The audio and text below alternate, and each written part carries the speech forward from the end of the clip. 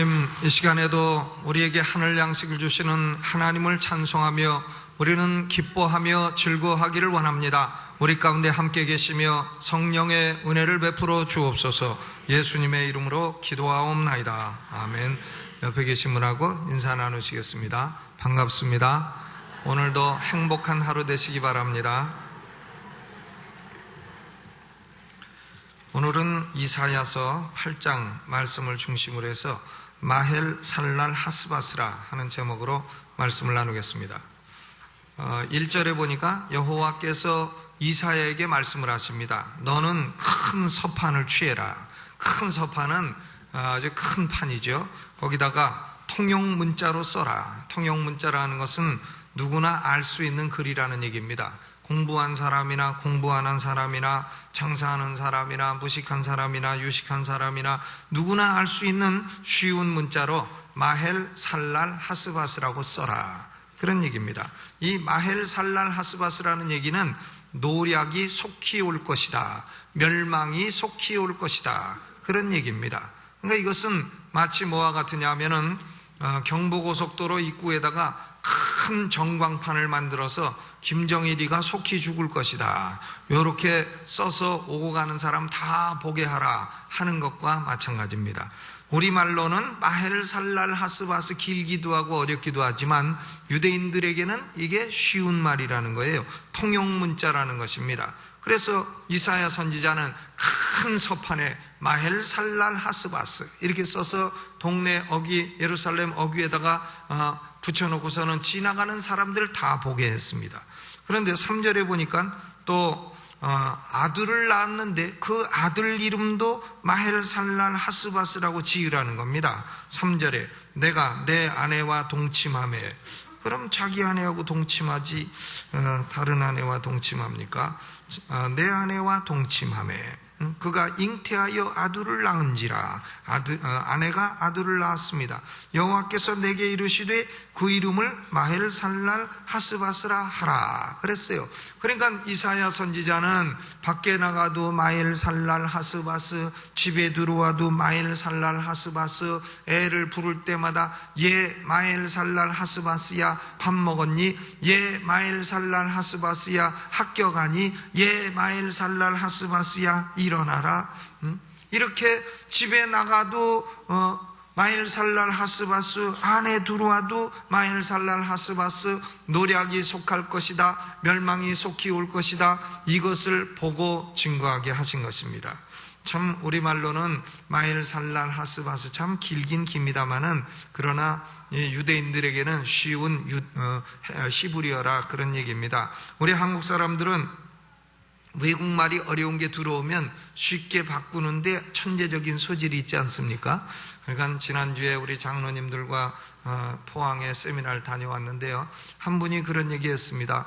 어떤 할머니들이 초등학교 동창회를 했습니다. 메리오트 호텔에서. 그런데 다음에 또 동창회를 여기서 하자 했는데 이 할머니가 메리오트 호텔이 외워지기를 하나. 메리오트 에이 모르겠다, 메리야스라고 외우자.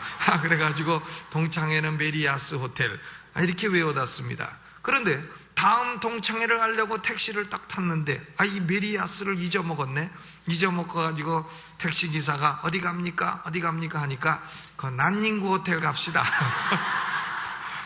그러니까 택시기사가 가만히 듣더니 난닝구 호텔은 그런 거 없는데, 가만히 생각하니까 난닝구는 메리야스라, 메리야스는 메리오트 호텔라 해가지고는 메리오트 호텔로 알아서 데려다 줬다는 확인이 안 된 그런 얘기가 있습니다.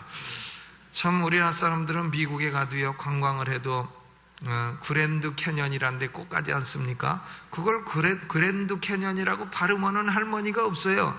다 어떤 분은 근현두 개년 이렇게 발음하고, 또 어떤 분은 D자를 발음을 안 합니다. 그래서 그런 개년 이렇게 두 가지 학설이 있는데 뭐가 맞는지는 전 모르겠어요. 제가 욕을 하는 게 아니고요, 그렇게 할머니들이 발음을 한다 하는 얘기를 하는 겁니다. 그러니까 우리 할머니들이 참 미국 가서 제일 좋아하는 폭포수 있지 않습니까? 나이야 가라 나이를 가라고, 그래서 나이아가라 호텔을, 나이아가라 폭포를 제일 좋아한다는데, 어쨌든 우리는 외국어가 들어오면 참 고생합니다. 한국 들어오면 참 변형되고 변질되고 그러는데, 마헬 살랄 하스바스, 이건 무슨 뜻이라고요? 노략이 속히 올 것이라, 멸망이 속히 올 것이라. 그러면 어느 나라가 멸망한다는 얘기냐? 이것은 유다를 괴롭히는 아람이라고 하는 나라와 유다를 괴롭히는 북왕국 이스라엘이 멸망하게 될 것이다, 그 얘기를 하는 겁니다. 이사야 선지자는 유다 왕 4왕에 걸쳐서 65년간 예언자 생활을 했습니다. 우시야, 요담, 아하스, 히스기야. 그런데 그 가운데서 아하스가 제일 못된 왕입니다. 그는 인신 제사를 즐겨했고 우상숭배를 조장했습니다. 그의 할아버지도 괜찮은 분이요, 또 아버지도 꽤 괜찮은 분이었고, 함에도 불구하고, 환경이 좋았는데도 불구하고 그는 영적으로 삐뚤어지게 자라났습니다. 참 나쁜 왕이 되었습니다. 그래서 하나님이 유다를 낮추십니다. 유다가 교만해서 이렇게 나쁘게 되었으니 낮춰야 되겠다, 이래가지고는 가장 가까운 나라를 들어서 유다를 치게 한 겁니다. 그래서 가까운 나라 아람 왕 르신이라고 하는 자와 북왕국 이스라엘 왕 베이가라고 하는 자가 연합군대를 형성을 해서 남왕국 유다를 쳐들어온 거예요. 이 전쟁을 가리켜서 르신 베이가 전쟁이라, 르신 베이가 월, 이렇게 말합니다. 유다 백성들이 하루에 12만 명이 죽었습니다. 20만 명이 포로로 잡혀갔습니다. 모든 땅을 다 빼앗겼습니다. 가까스로 예루살렘만 마치 원두막의 상징막처럼 그렇게 남게 되었습니다. 그러니까 김정일이가 쳐들어 내려와서 대한민국을 다 점령하고 이제는 서울 하나만 남게 되었다, 이런 상황과 비슷한 상황이 되었다 하는 얘기입니다. 그러니까 아하스 왕과 예루살렘에 사는 거민들은 그 마음이 삼림이 바람에 흔들린 같이 흔들렸다고 했습니다. 순 우리말로는 마치 그 마음이 사시나무 떨듯이 떨어대는 겁니다.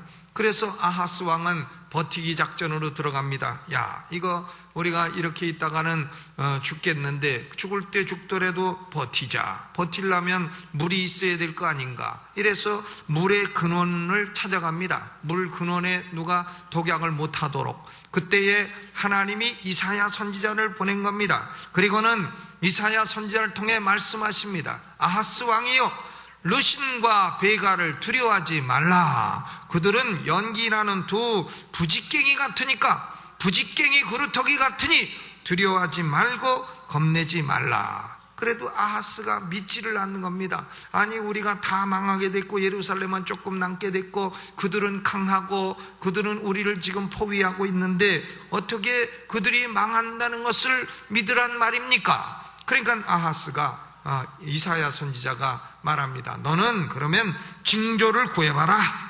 하나님께 징조를 구해봐라. 무슨 징조든지 다 주실 거다. 그때의 아하스 왕은 나는 징조를 구하여 하나님을 시험치 않겠습니다, 이렇게 말해요. 하지 말라는 건 꼭 골라서 하고 하라는 것은 또 안 하고, 이 아하스 왕의 마음은 청개구리 마음이라, 그 영혼의 심성이 청개구리 같습니다.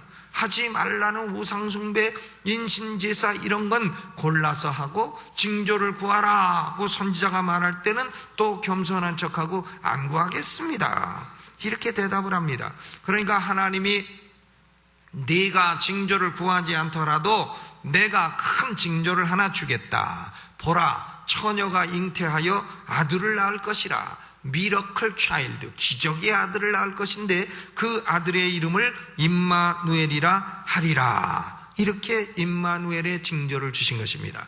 임마누엘이라고 하는 것은 God with us, 우리와 함께 계신 하나님, 바로 예수 그리스도의 이름인 것입니다. 하나님의 말씀은 아하스야, 그리고 유다야, 너희가 예루살렘만 남아서 지금 두려워 떨고 있지만은 그러나 두려워하지 말라. 내가 너희에게 이미 임마누엘의 은혜를 주었느니라, 그 얘기예요.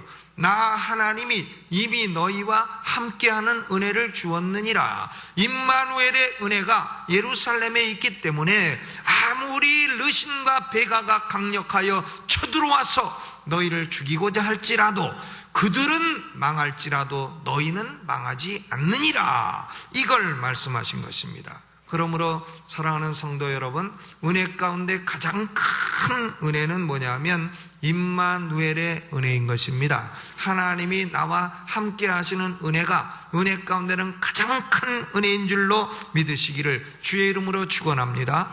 지금 유다 사람들, 예루살렘에 사는 사람들 참 약하고 죄지어서 하나님께 벌받고 비천하고 지금 죽을 위기를 당했습니다. 그런데 지금 아람 왕 르신과 이스라엘 왕 베가는 참 위세등등하여 쳐들어와서 다 빼앗고 이기고 했습니다. 그러나 그럼에도 불구하고 예루살렘에는 임마누엘의 은혜가 있고 아람 왕과 이스라엘 왕 베가에게는 임마누엘의 은혜가 없다는 겁니다. 임마누엘의 은혜가 있는 사람은 망할 수 없다는 것이에요. 여러분, 예수 믿어 구원받은 우리는 망하기는 다 틀린 존재인 줄로 믿으시기를 주님의 이름으로 축원합니다. 우리도 부족하고 우리도 죄짓고 어떤 때는 세상 불신자만도 못하고 참 사람들에게 사람 대접도 못 받고 이런 수가 있습니다. 그러나 그럼에도 불구하고 우리에게는 하나님이 무슨 은혜를 주셨다고요? 임마누엘의 은혜를 주신 것입니다. 이 임마누엘의 은혜, 우리에게 있는 하나님의 이름, 우리에게 주신 임마누엘의 은혜, 이것은 아무에게나 주시는 게 아니에요. 하나님이 영원전부터 미리 아시고 미리 택하시고 예정하신 영혼들에게 주시는 하나님의 주권적인 은혜인 것입니다. 이 임마누엘의 은혜를 받은 사람들은 때로 위기를 당할 수 있고 때로 하나님의 징계를 받을 수 있고, 그러나 그럼에도 불구하고 결코 망하거나 결코 지옥 가거나 그런 법이 없다는 것입니다. 르신과 베가는 아무리 강한 것 같고 아무리 그가 지금 이 전쟁에서 성공한 것 같아도 임마누엘의 은혜가 없기 때문에 곧 멸망하게 될 것이라. 그것이 마헬살랄 하스바스인 것입니다. 거기 4절을 같이 읽어보죠. 시작. 이는 이 아이가 내 아빠 내 엄마라 할 줄 알기 전에 다메섹의 재물과 사마리아의 노량물이 아수르 왕 앞에 옮긴 바 될 것임이니라 그랬습니다. 그러니까 이사야의 두 번째 아들, 첫 번째도 있어요. 스알야습이라고, 남은 자는 돌아오리라. 이게 이사야의 맏아들이고, 둘째 아들은 마헬살랄 하스바스, 노략이 속하다 하는 이름을 가진 둘째 아들입니다. 그런데 이 아이가 내 아빠 내 엄마 이렇게 말하기 전에 아람 왕 르신과 이스라엘 왕 베가는 망해서, 다메섹은 아람의 수도고 사마리아는 이스라엘의 수도예요. 이 두 나라는 망해서 아수르 왕 디글랏 빌레셋에게 다 빼앗기고 다 잡혀가게 될 것이다. 이 두 나라는 망하게 될 것이다. 그게 마헬살랄 하스바스인 것입니다. 그러니까 애들이 태어나서요, 아빠 엄마 이거 언제 합니까?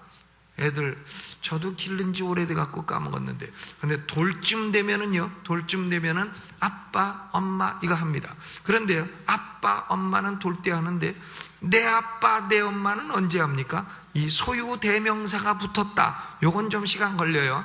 그러니까 사람을 볼 때 저 사람은 저 사람 아빠, 이 사람은 내 아빠, 요걸 구별하려면 한 2, 3년 걸립니다. 그러니까 내 아빠 내 엄마라 할 줄 알기 전에 한 2, 3년 지나기 전에 아람 왕 르신과 이스라엘 왕 베가는 망해서 아수르 왕 디글랏 빌레셋에게 망할 것이다, 그 얘기예요.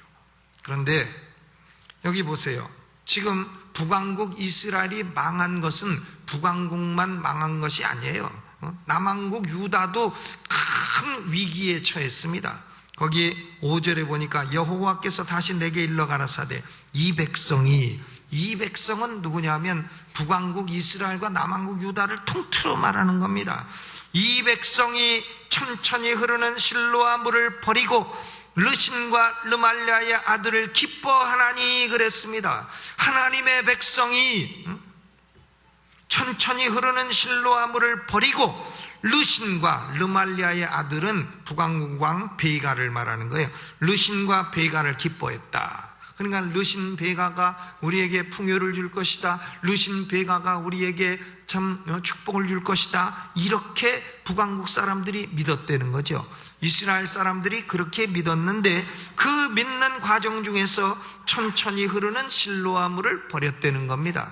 여러분, 실로아 물이라고 하는 것은 뭐냐면은 히브리어로 실로하고 헬라 말로는 실로암이라고 합니다. 실로암, 이것은 예루살렘 성 안에 있는 연못이에요.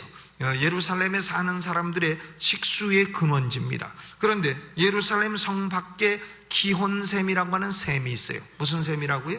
기혼샘이 있는데 이 기혼샘은 밑에서 물이 솟아오릅니다. 그러니까 뭐 비가 오거나 말거나 기혼샘은 언제나 물이 솟아올라요.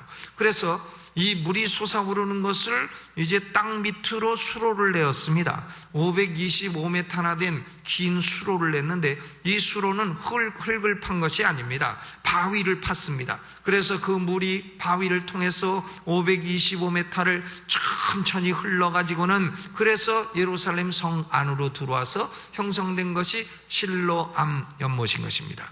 요한복음 9장을 보게 되면 예수님이 나면서부터 소경된 자를 만납니다. 그래서 소경된 자를 예수님이 어떻게 고치셨냐면 침을 진흙에 탁 뱉어가지고 진흙을 이겨가지고는 소경 눈에 발라줍니다. 그리고는 실로암 못에 가서 씻으라. 그러니까 이 소경이 실로암 못에 가서 씻으니까 눈을 떠서 밝히 보게 되었다.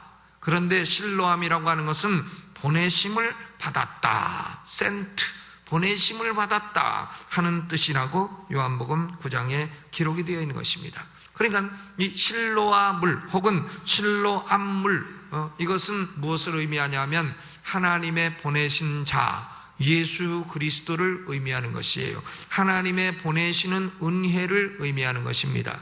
보세요, 북왕국 베가나 르신이나 하나님이 주시는 은혜를 그것을 버리고 그리고 인간, 르신이나 베가 인간을 의지하고 기뻐함으로 말미암아 결국은 그들은 마헬 살랄 하스바스, 멸망이 속히 올 것이다, 이런 운명을 겪게 되었다, 그런 얘기입니다. 그래서 결국 아수르 왕 디글랏 빌레셋이 쳐들어와서 아람 왕 르신도 곧 망했고 그리고 북왕국도 주전 721년에 아수르 왕에게 멸망을 당하게 됐습니다. 그런데 심각한 문제는 뭐냐면 남왕국 유다 왕 아하스도 조금도 나을 바가 없다는 거예요.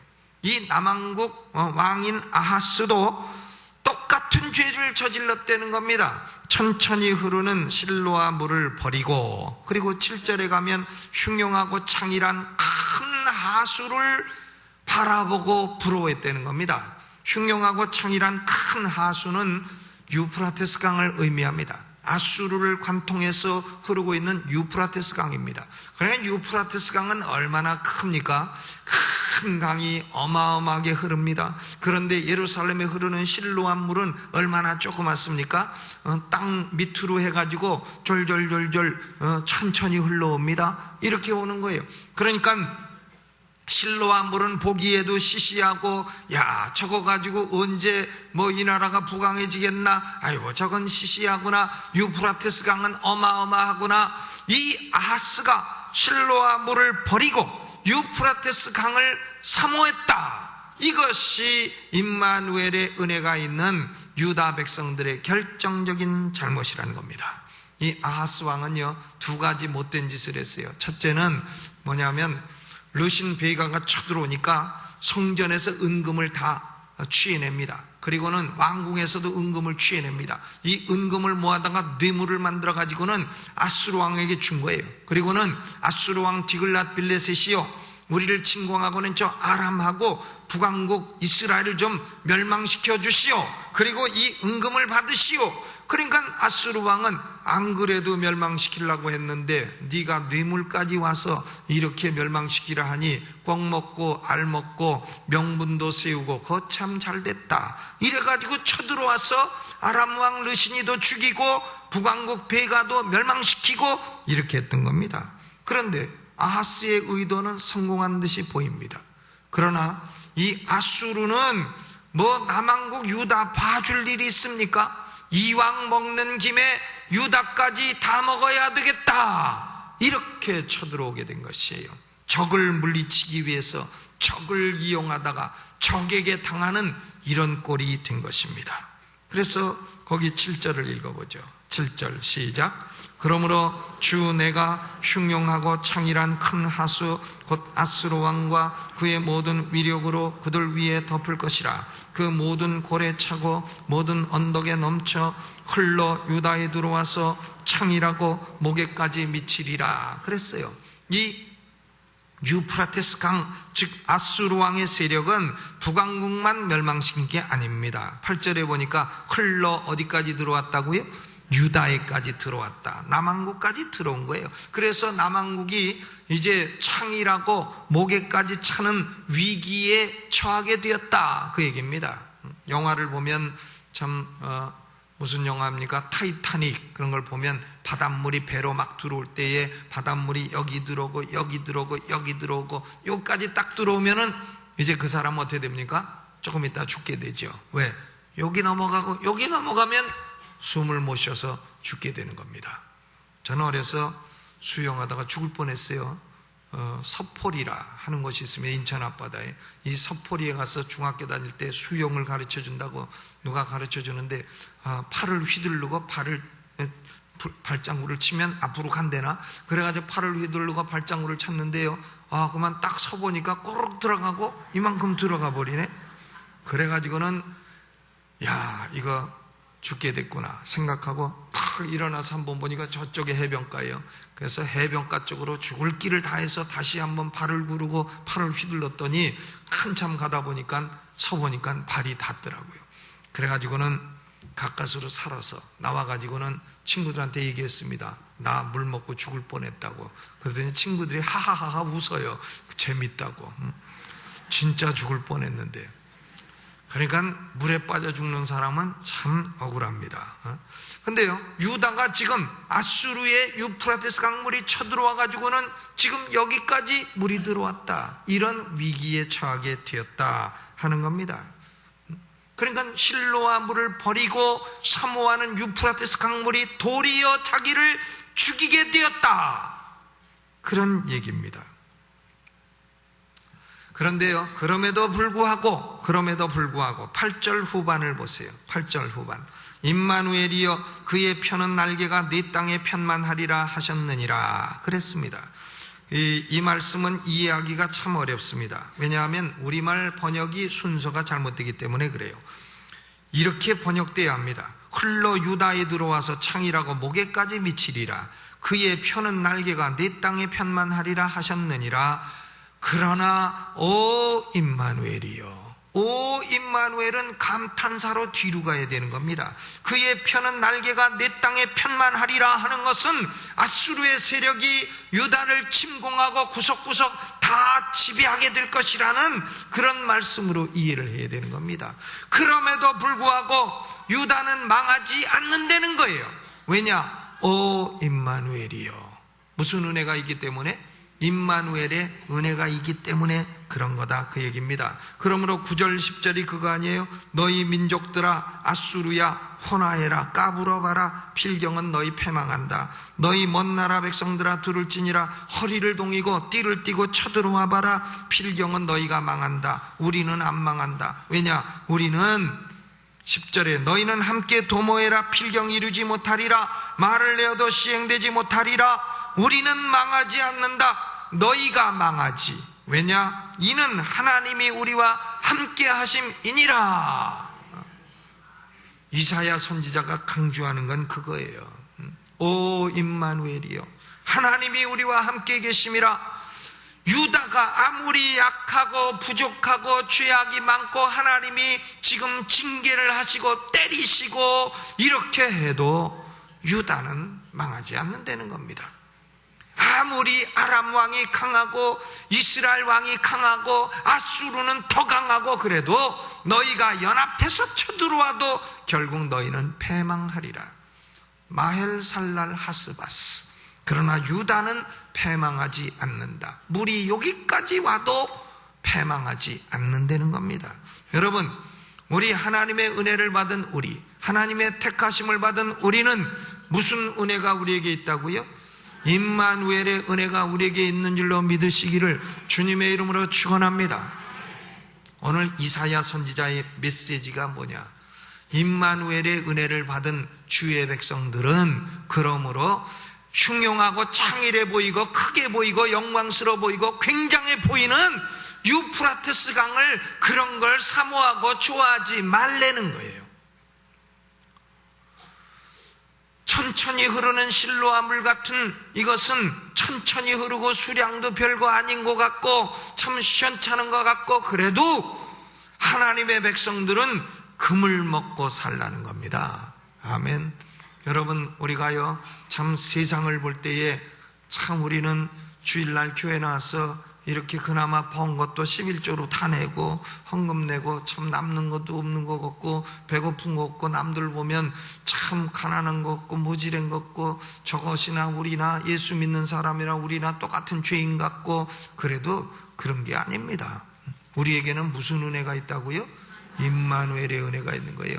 아무리 불신자들이 잘되고 출세하고 굉장한 것 같고 뭐 유프라테스 강 같고 티그리스 강 같고 미시시피 강 같고 한강 같아도요, 그게 별거 아니라는 거예요. 그것이 연기 나는 두 부직갱이 구루터기와 같다, 그 말이에요. 그러므로 우리는 참 유프라테스 강을 사모하거나 부러워하지 말라는 겁니다. 예수 믿는 우리는요 영성에 있어서도 마찬가지예요. 예수 믿는 우리가요 어디 참 큰 능력 있는 사람이 있다, 어디 무슨 좋은 성경 공부 있다, 누가 큰 역사를 일으킨다, 누가 뭐 기적을 잘 일으킨다, 누가 뭘 잘한다, 무슨 은혜가 있다, 유프라테스 강 같다. 근데 우리 교회 목사님은 영 시원찮은 게 어째 실로아 물 같으시네. 이렇게 광고가 크고 유혹이 많고 뭐 신령 뭐 영계 거성, 그래도요 그런데 쫓아다니지 마세요. 제가 부탁합니다. 저는 여태까지 목사로 20년 이상 됐어도요 그런데 쫓아다니는 성도치고 영성이 건강한 사람을 보질 못했어요. 누가 뭘 예언을 잘한다, 누가 무슨 신유를 잘한다, 누가 신령하다, 이런데 쫓아다니는 사람 치고 참 건강한 사람을 혹시 있을진 몰라도 별로 보지 못했다, 그 말입니다. 교회에 유익이 되지 못한 사람이 되는 경우가 오히려 압도적으로 많은 것을 보았습니다. 그러므로요 우리가 세상도 사모하지 말아야 되지만 영계에 번쩍거린다고 다 금이 아니에요. 번쩍거리는 것을 사모하고 그리로 마음을 돌리지 마시기를 주님의 이름으로 축원합니다. 광고가 크면 클수록 참 이상한 덫이 있을 가능성이 있는 겁니다. 성도들이요 자기 교회에서 예배드리고 교회에서 성경 공부하고 교회에서 기도하고 교회를 사랑하고 자기 교회 목사가 조금 모질하고 못생겼어도 그래도 사랑하고 그래야 은혜가 있는 것입니다. 그걸 아셔야 돼요. 우리가 영성으로 말이죠 기도할 때 하나님 이른 비 은혜를 주시고 늦은 비 은혜를 주시옵소서, 내게 소낙비 은혜를 주시옵소서. 저도 예수 믿고 소낙비 은혜 너무나 좋아해가지고 소낙비 맞으려고 혼날 돌아다녔는데요 하나님이 소낙비라는 건 그렇게 맨날 주시는 건 아닙니다. 한번 생각해 보세요. 대한민국에 365일 소낙비만 내리면 우리가 어떻게 되겠는가? 우리는 아마 물에 빠져 다 죽을 겁니다. 소낙비는 이른 비 내릴 때 잠깐, 늦은 비 내릴 때 잠깐 오는 것이에요.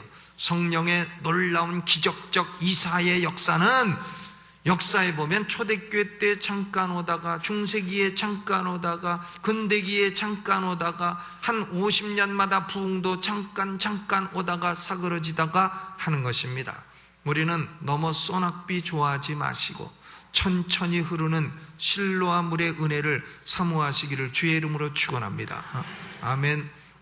우리 영성이요, 날마다 소낙비 은혜 안 맞는가? 이런 거 소낙비 안 맞으면 마음이 컬컬해서 견딜 수가 없습니다. 소낙비 은혜를 주시옵소서. 그런 사람도 내가 소낙비 은혜 맞는 걸 별로 못 봤어요. 소낙비 은혜는 하나님이 주실 때 주시는 것이고, 주권적으로 주시는 것이고, 섭리적으로 주시는 겁니다. 때가 돼야 오는 것이에요. 결국 중요한 것은 뭐냐? 어쩌다가 나가서 돈가스 한번 먹는다. 돈가스.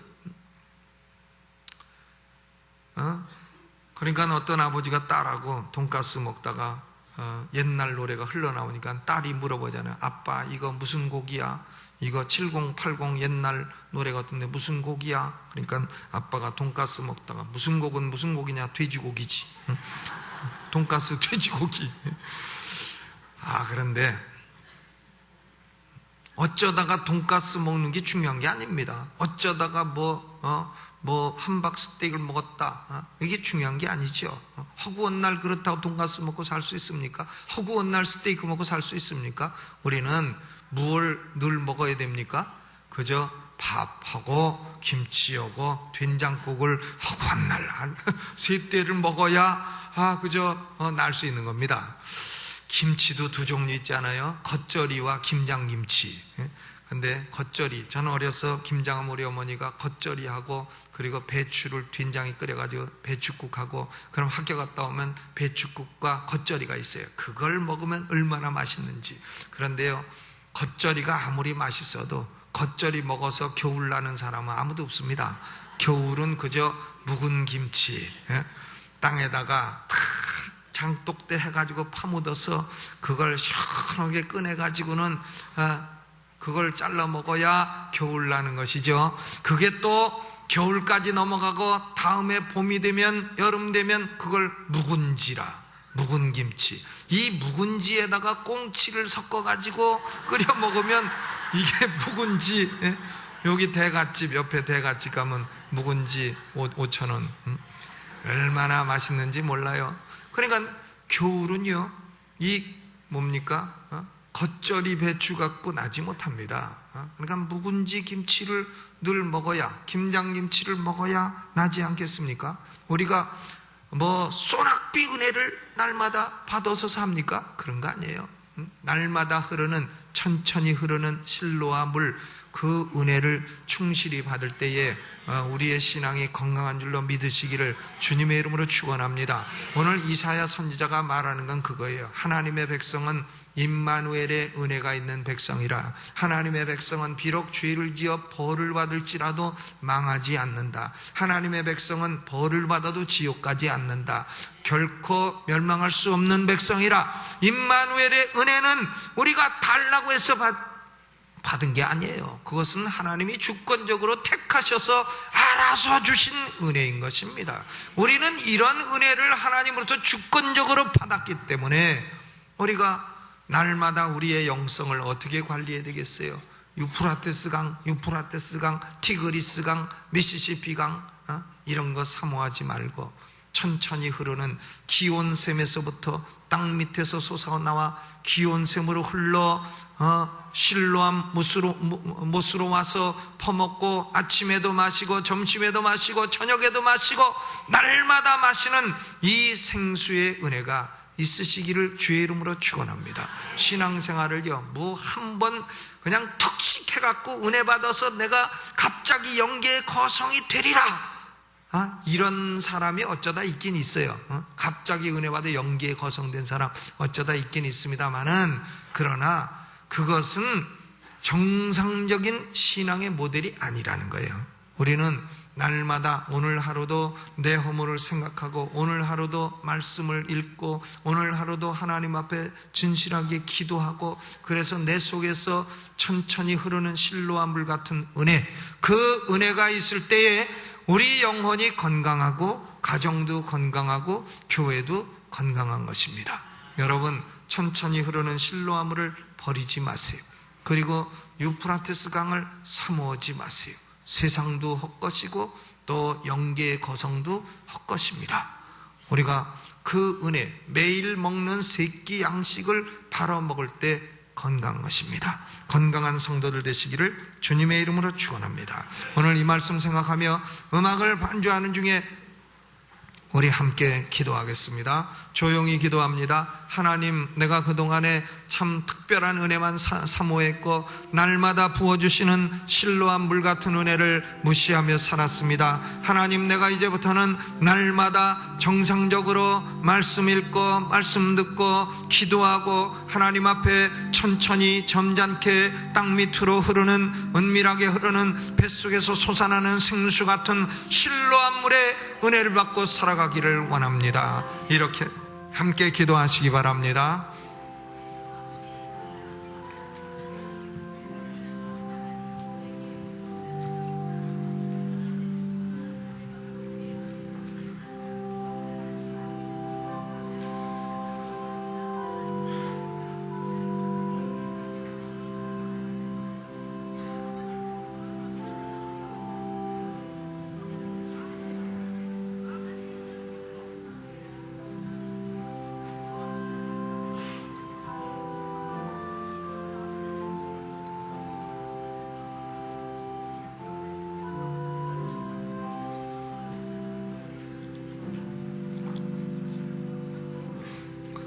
사랑하시는 하나님 아버지, 우리에게 임마누엘의 은혜 주신 것을 감사합니다. 하나님, 우리가 창이라고 흉용한 하수 큰 강 유프라테스를 바라보지 말게 하시고 천천히 흐르는 실로한 물, 그 물에 생명이 있고 그 물에 은혜가 있고 그 물에 건강이 있는 것을 깨달아 날마다 말씀과 하나님 앞에 진실한 기도로 내 속에서 생수의 강이 넘쳐난 은혜를 날마다 체험하며 사는 건강한 성도들이 되게 하여 주옵소서. 예수님의 이름으로 기도하옵나이다. 아멘. 네, 오늘 특송은 승인 콰이어가 해주겠습니다. 우리 승인 콰이어를 지휘하는 정판재 지휘자님, 저기 위에 있죠? 손 한번 들어봐요. 저 2층에 있습니다. 지휘를 2층에서 하고 있어요, 지금. 네. 정판재 지휘자님이 이제 미국 유학에 비자도 받고 해서 이번 주를 마지막으로 해서 이제 다음 주부터는 호산나 찬양대도 다른 지휘자가 지휘하게 됩니다. 여러분, 정판재 지휘자 앞길을 위해서 크게 축복하고 기도해 주시기 바랍니다.